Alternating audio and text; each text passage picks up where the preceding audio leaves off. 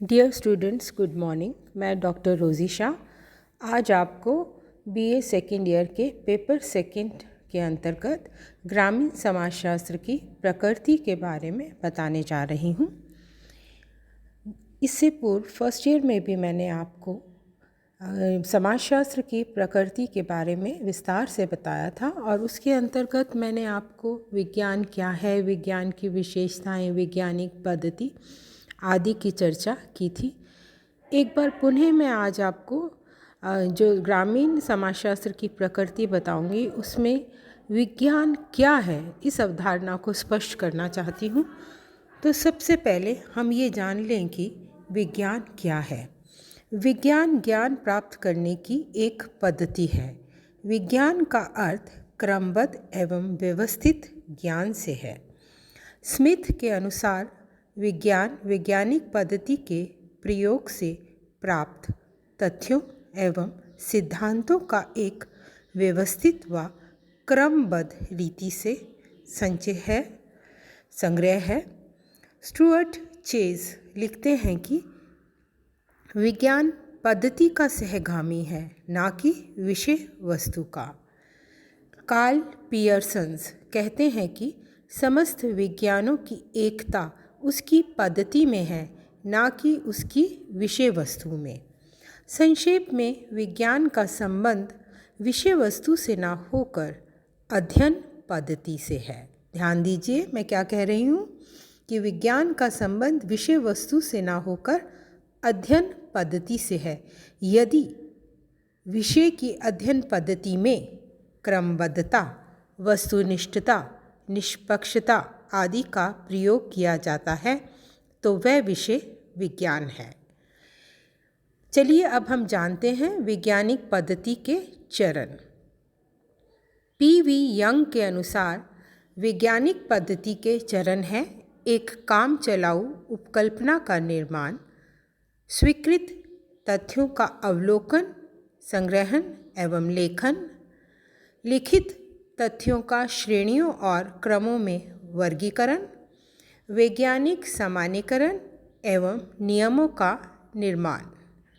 Lundberg ने वैज्ञानिक पद्धति के 4 चरण बताए हैं जो इस प्रकार हैं: काम चलाऊ उपकल्पना का निर्माण, स्वीकृत तथ्यों का अवलोकन एवं लेखन, स्वीकृत तथ्यों का वर्गीकरण एवं संगठन, और अंतिम चरण आपने बताया है सामान्यीकरण। वैज्ञानिक पद्धति के सर्वमान्य चरण कौन से हैं उनके बारे में मैं अब आपको बताऊंगी और एक एक करके इस चरण के बारे में समझाऊंगी। सबसे पहले मैं आपको बताने जा रही हूँ अध्ययन विषय का चुनाव। सर्वप्रथम वैज्ञानिक विधि द्वारा अध्ययन कार्य शुरू करने के लिए विषय का चुनाव किया जाता है और विषय ऐसा होना चाहिए जो अध्ययन के योग्य हो। इसका अर्थ है कि विषय से संबंधित शोधकर्ता को विषय के बारे में जानकारी होनी चाहिए और इसके अतिरिक्त संबंधित जो ज्ञान है विषय से, वह विवरण, सामग्री आदि की उसे सहायता लेनी चाहिए।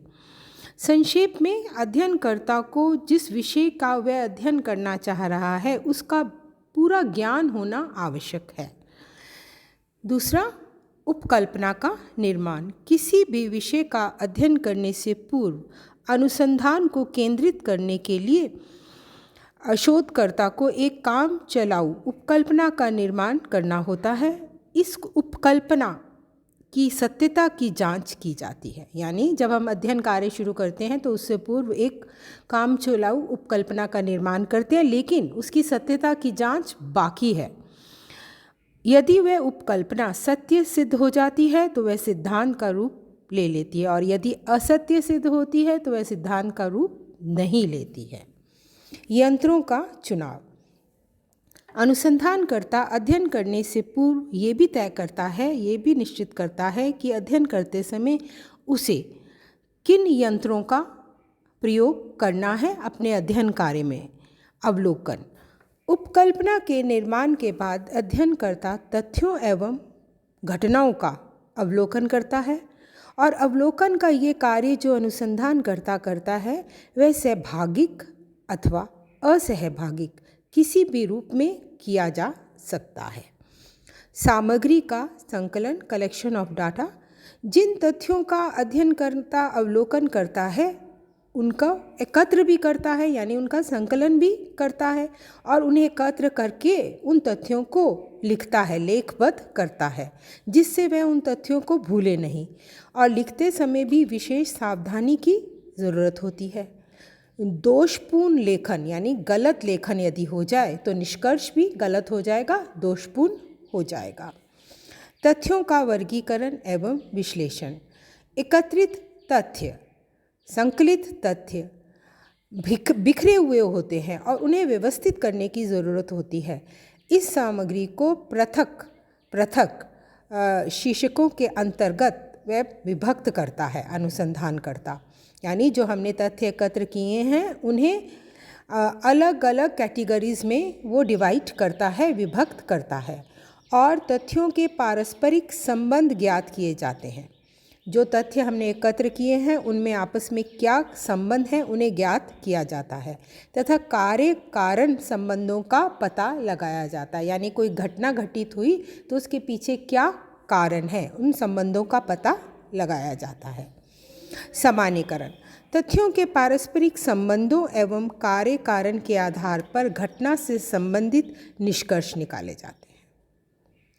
क्या निकाले जाते हैं? निष्कर्ष निकाले जाते हैं और इन निष्कर्षों के आधार पर ही नियमों एवं सिद्धांतों की रचना की जाती है। ये जो निष्कर्ष निकाले जाते हैं उन्हीं के आधार पर हम सिद्धांत प्रतिपादित करते हैं। अब मैं अंतिम चरण आपको बताने जा रही हूँ, रिपोर्टिंग या प्रतिवेदन। अनुसंधानकर्ता अपने संपूर्ण अध्ययन को, यानी जो उसने अध्ययन किया है उसको उसकी एक रिपोर्ट लिखता है, उसका एक प्रतिवेदन लिखता है, प्रस्तुत करता है और अपने इस रिपोर्ट में वह अपने अध्ययन का विषय क्षेत्र, अपने अध्ययन की पद्धति, उपकल्पना, निष्कर्षों आदि का विस्तार से उल्लेख करता है। साथ ही वह भविष्य में वो जो उसने अनुसंधान किया उसकी संभावना क्या है, यानी जो अनुसंधान शोधकर्ता द्वारा किया गया है उस अनुसंधान की क्या संभावना है इसका भी वर्णन करता है। और इसके साथ साथ वह अध्ययन के अंतर्गत आने वाली कठिनाइयों, समस्याओं का भी वर्णन करता है, अध्ययन की कमियों, अभावों का भी जिक्र करता है और इसके साथ वह अध्ययन से संबंधित सुझावों का भी उल्लेख करता है। संक्षेप में, किसी भी ज्ञान को विज्ञान की श्रेणी में रखने के लिए उसे वैज्ञानिक पद्धति की प्रक्रिया से गुजरना पड़ता है। ग्रामीण समाजशास्त्र की वैज्ञानिक प्रकृति। अब मैं आपको बताने जा रही हूँ कि ग्रामीण समाजशास्त्र की प्रकृति क्या है। तो ग्रामीण समाजशास्त्र की प्रकृति वैज्ञानिक है और क्यों वैज्ञानिक है इसके बारे में अब हम जानेंगे। ग्रामीण समाजशास्त्र कार्य और कारण की व्याख्या करता है। कोई भी विज्ञान किसी भी घटना की खोज के लिए उसके कारणों और प्रभावों का भी पता लगाता है, क्योंकि बिना कारण के कोई भी घटना घटित नहीं होती है। प्रत्येक घटना के पीछे कोई कारण होता है और प्रत्येक घटना कुछ प्रभाव छोड़ती है। ग्रामीण समाजशास्त्र में भी क्या है कि व्याख्या कार्य और कारण के आधार पर की जाती है। ग्रामीण समाजशास्त्र क्या है का वर्णन करता है। ग्रामीण समाजशास्त्र भी दूसरे विज्ञानों की तरह क्या है का अध्ययन करता है, ना कि क्या होना चाहिए का अध्ययन करता है। ग्रामीण समाजशास्त्र ग्रामीण समाज में पाए जाने वाले सामाजिक संबंधों, सामाजिक समूहों, सामाजिक प्रक्रियाओं का अध्ययन करता है। ये एक पॉजिटिव साइंस है, सकारात्मक विज्ञान है कि और इसी रूप में वह घटनाओं को निष्पक्ष रूप से देखता है और जिस रूप में वह ग्रामीण समाज में उपलब्ध हैं उसी रूप में उन घटनाओं को प्रस्तुत करता है। ग्रामीण समाजशास्त्र क्या होगा की ओर संकेत करता है। ग्रामीण समाजशास्त्र कार्य कारण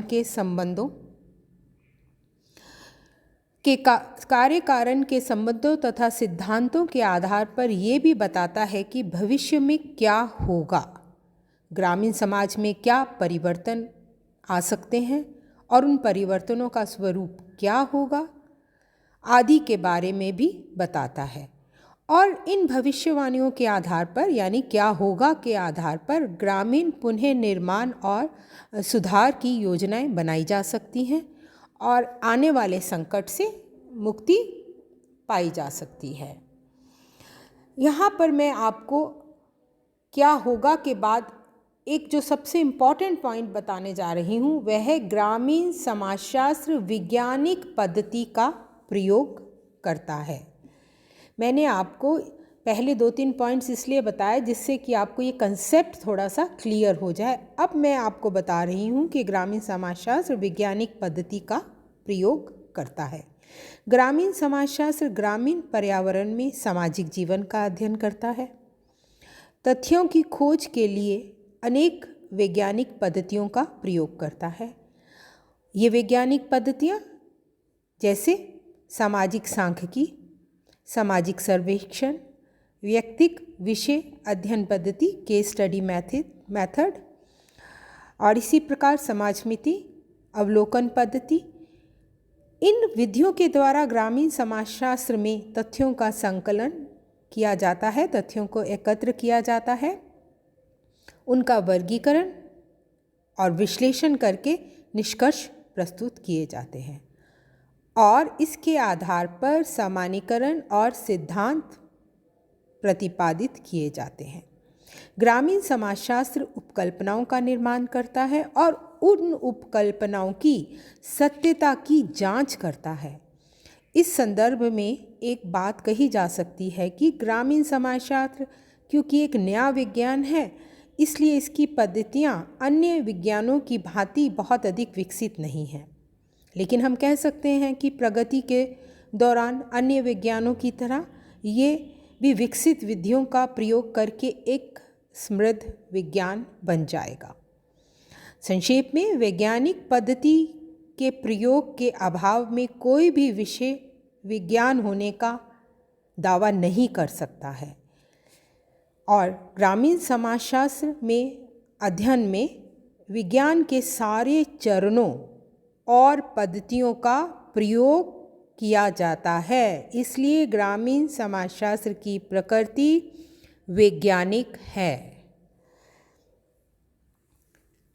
ग्रामीण समाजशास्त्र सिद्धांतों का निर्माण करता है और सिद्धांतों की पुनः परीक्षा करता है। ग्रामीण समाजशास्त्र ग्रामीण जीवन से संबंधित अध्ययनों के आधार पर सिद्धांतों का निर्माण करता है।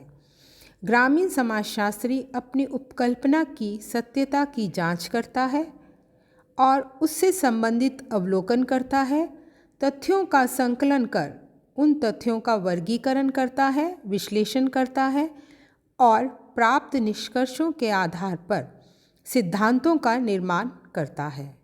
और ये सिद्धांत सार्वभौमिक होते हैं, यानी समय कहीं पर भी किसी भी समय किसी भी स्थान पर यदि उनकी सत्यता की जांच की जाए तो ये सिद्धांत सार्वभौमिक होते हैं, परीक्षा में खरे उतरते हैं। इन सिद्धांतों की सत्यता की जांच के लिए उनकी परीक्षा और पुनः परीक्षा भी ग्रामीण समाजशास्त्र करता है, जिससे उनकी वैज्ञानिकता की पुष्टि होती है।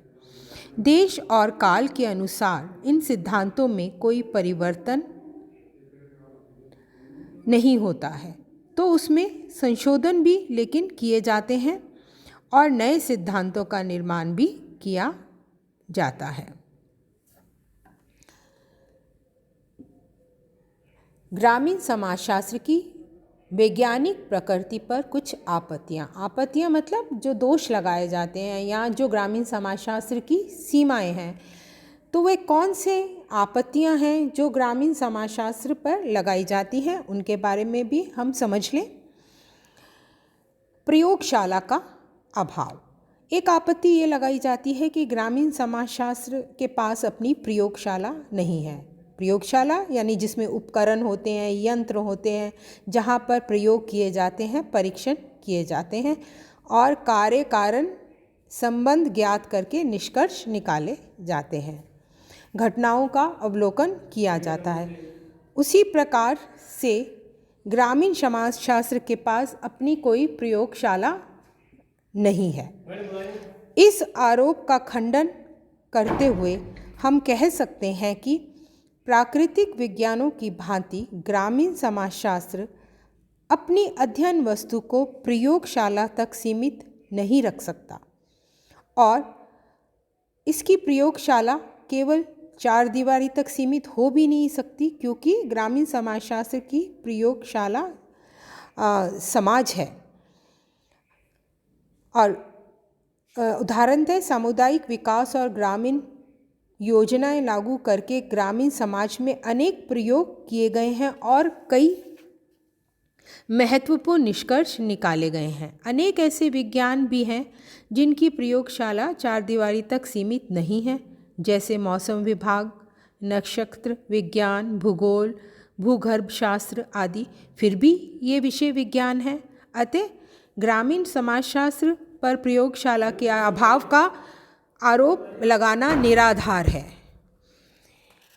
अब हम दूसरा आप जो आपत्ति है वो जानते हैं, निष्पक्षता का अभाव। ग्रामीण समाजशास्त्र की वैज्ञानिक प्रकृति के विरुद्ध में एक आरोप ये भी लगाया जाता है कि ग्रामीण समाजशास्त्र में निष्पक्षता का अभाव है। इसका अर्थ है कि अध्ययन करते समय अनुसंधानकर्ता की अपनी संस्कृति, मूल्य, विचार, पसंद, आदर्श अध्ययन को प्रभावित कर सकते हैं और इससे प्राप्त होने वाले निष्कर्ष जो हैं वो वस्तुनिष्ठ नहीं रहते हैं। इसलिए इनके द्वारा तथ्य भी निष्कर्ष और वैज्ञानिक नहीं है। और इसके विपरीत दूसरे विज्ञानों में जैसे भौतिक शास्त्र या रसायन शास्त्र में पक्षपात के आने की संभावना नहीं रहती है, ऐसी दलील दी जाती है और ये आपत्ति लगाई जाती है। इस आलोचना के उत्तर में हम कह सकते हैं कि ग्रामीण समाजशास्त्र का संबंध ग्रामीण मानव के सामाजिक जीवन से है और उसमें अध्ययनकर्ता के पक्षपात के आने की संभावना भी है, किंतु इसका ये अर्थ नहीं है कि ग्रामीण समाजशास्त्र में पक्षपात रहित अध्ययन किया ही नहीं जा सकता। अब ऐसी अनेक विधियां ढूंढ ली गई हैं जिनसे अधिक से अधिक पक्षपात रहित और वैज्ञानिक अध्ययन किए जा सकते हैं और ऐसे अध्ययनों में पूरी तरह से मानवीय तथ्यों को पृथक करना लेकिन संभव नहीं है। इसका कारण ये है कि ग्रामीण समाजशास्त्र का संबंध भौतिक पदार्थों या निर्जीव वस्तुओं से न होकर संजीव और तर्कशील मानव से है। तो इस आपत्ति के संबंध में मैंने आपको जो विचार थे वह बताए। अब मैं तीसरी आपत्ति के बारे में आपको बता रही हूँ। विषय सामग्री मापन में असमर्थ है। ग्रामीण समाजशास्त्र पर एक आरोप ये है कि ये अपनी विषय सामग्री को मापने में असमर्थ है। प्राकृतिक विज्ञानों की भांति हम इसकी विषय सामग्री को नाप तोल नहीं सकते हैं, यानी इसे मीटर में, इंच में, किलोग्राम में, फीट में, सेंटीग्रेड में माप नहीं सकते हैं। किंतु इसका अर्थ ये भी नहीं है कि किसी अन्य माप में इसको हम प्रकट ही नहीं कर सकते हैं। जैसे कि समाजमिति पैमाने के द्वारा संबंधों की निकटता और घनिष्ठता और दूरी को ज्ञात किया जा सकता है, इसी प्रकार रेटिंग स्केल द्वारा भी ये कार्य किया जा सकता है। फिर भी ये आवश्यक नहीं है कि प्रत्येक विज्ञान में माप तोल का कार्य ही हो। इस बारे में समाजशास्त्री ग्रीन लिखते हैं कि विज्ञान और माप के बीच वास्तव में कोई प्रत्यक्ष संबंध नहीं है। कहने का अर्थ है कि अनेक ग्रामीण सामाजिक तथ्यों को सांख्यिकी में प्रकट किया जाने लगा है, अतः ये आरोप भी उचित नहीं है।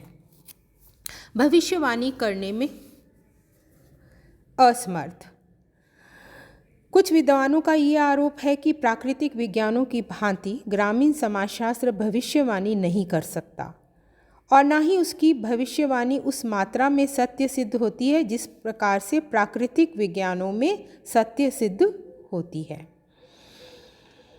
ये ठीक है कि प्राकृतिक विज्ञानों की भांति ग्रामीण समाजशास्त्र की भविष्यवाणी 100% सही नहीं उतरती, फिर भी अधिकांशतः भविष्यवाणियाँ सही सिद्ध होती हैं। और हम देखते हैं कि अनेक बार मौसम विभाग ने जो भविष्यवाणियाँ आंधी तूफान वर्षा ओलावृष्टि के बारे में की होती हैं वह भी सत्य सिद्ध नहीं होती हैं। इसलिए ये आरोप लगाना कि ग्रामीण समाजशास्त्र भविष्यवाणी नहीं कर सकता सही सिद्ध नहीं कर सकता, ये भविष्यवाणी भी सही, ये आरोप भी सही नहीं है। अब मैं अंतिम आपत्ति आपको बताने जा रही हूँ, यथार्थ विज्ञान नहीं है। समाजशास्त्र पर एक आरोप है कि ये यथार्थ विज्ञान नहीं है। दूसरे शब्दों में कहें तो नियम एवं सिद्धांत अटल सत्य और सार्वभौमिक नहीं हैं, जैसे प्राकृतिक विज्ञानों के नियम होते हैं। जैसे प्राकृतिक विज्ञानों का एक नियम है कि हाइड्रोजन और ऑक्सीजन के मिलने से पानी बनता है, और ये नियम किसी भी देश और किसी भी समय में अगर हम देखते हैं तो सत्य सिद्ध होता है। किंतु ग्रामीण समाजशास्त्र में कोई इस प्रकार के सार्वभौमिक नियम नहीं है। जो नियम हैं वह समय एवं स्थान के आधार पर बदलते रहते हैं। इस बात से मना नहीं किया जा सकता कि प्राकृतिक विज्ञानों की भांति अटल नियम नहीं है। इसका कारण ग्रामीण समाजशास्त्र की विषय सामग्री है। चिंतनशील मानव समय परिस्थितियों के अनुसार बदलता रहता है, इसलिए नियम भी बदलते रहते हैं, जबकि भौतिक वस्तुएं उसी रूप में रहती हैं। भौतिक वस्तुएं जैसे लोहा सोना पारा तांबा धातु आदि वर्षों तक उसी रूप में रहती हैं, उनमें कोई परिवर्तन नहीं होता। लेकिन मानव व्यवहार से संबंधित ऐसे तथ्य अब खोज लिए गए हैं जो अटल और यथार्थ हैं। संक्षेप में ग्रामीण समाजशास्त्र भी एक विज्ञान है और इसकी प्रकृति नेचर वैज्ञानिक है। उसकी वैज्ञानिक प्रकृति के संबंध में उठाई गए ये आपत्तियां मिथ्य धारणाओं के कारण हैं। जो कुछ कमियां हैं वे उसकी अध्ययन सामग्री के कारण है। ग्रामीण समाजशास्त्र एक नया विज्ञान है जो विकास के पथ पर अग्रसर है। धन्यवाद।